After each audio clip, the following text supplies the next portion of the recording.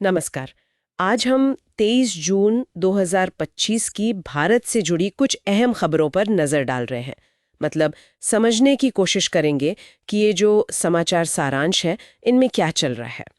Focus रहेगा कि दुनिया भर के तनाव के बीच हमारी अर्थव्यवस्था कैसी चल रही है और साथ ही जमीन पर मॉनसून का क्या असर हो रहा है। बिल्कुल।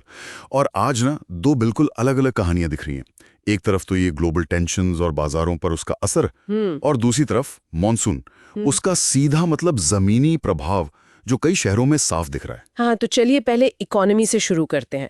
मिडिल ईस्ट में टेंशन है, खासकर ईरान पर जो अमेरिकी हमला हुआ और होर्मुज स्ट्रेट को लेकर चिंताएं हैं।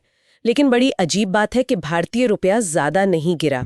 डॉलर के मुकाबले सिर्फ कितना 0.2% नीचे, 86 रुपए 80 पैसे पर। ये तो काफी स्टेबल है ना? हाँ, ये इंटरेस्टिंग है।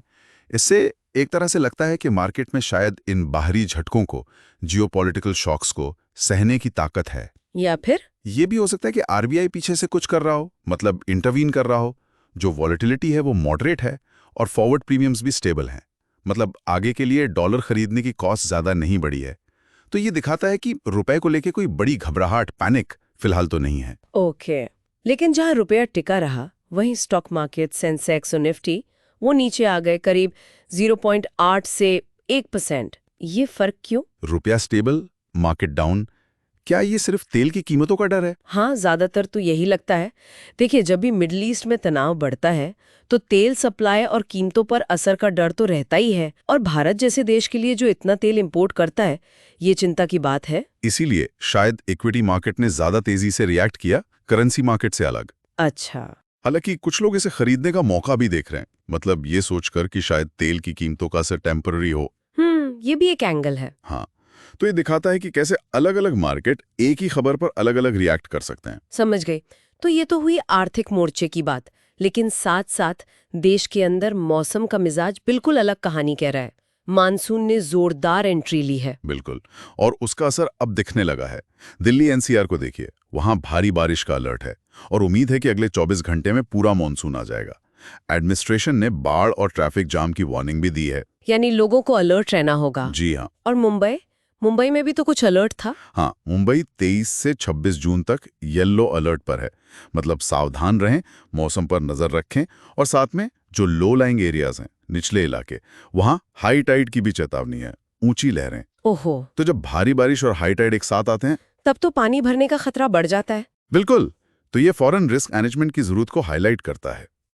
और ये सिर्फ दिल्ली मुंबई की बात नहीं है, सूरत का भी जिक्र था शायद। जी हाँ, गुजरात में सूरत, वहां इतनी बारिश हुई कि पानी भर गया और स्कूलों को बंद करना पड़ा। सेफ्टी करिए।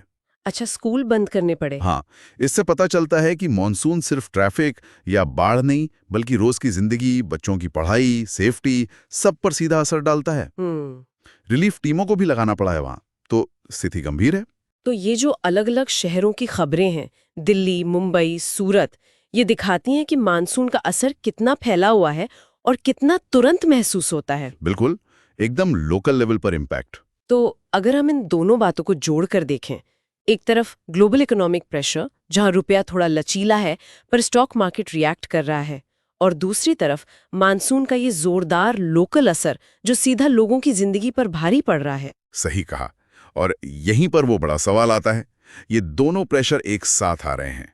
एक ग्लोबल है, थोड़ा अनप्रिडिक्टेबल, दूसरा सीजनल है, पता है कि आएगा, पर इंटेंसिटी अलग हो सकती है। तो सवाल ये है कि देश का जो इंफ्रास्ट्रक्चर है, जो इकोनॉमी है, वो इन दोहरे दबावों को एक साथ कैसे झेल सकती है? कितना असरदार है हमारा सिस्टम?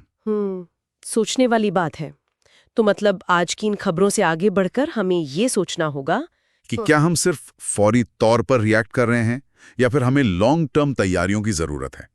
मॉनसून जैसी चीजें तो हर साल आती हैं, और ग्लोबल झटके भी अब जैसे आम हो गए हैं। तो इन दोनों से, मतलब रेगुलर सीजनल इवेंट्स और अचानक आने वाले ग्लोबल संकट, दोनों से निपटने के लिए किस तरह के लॉन्ग टर्म अडेप्टेशन या बदलावों की जरूरत है, ये शायद आज की बातचीत का सबसे अहम टेकअवे है जिस पर आगे सोचना चाहिए। बिल्कुल सही। इस पर गौर करना जरूरी है।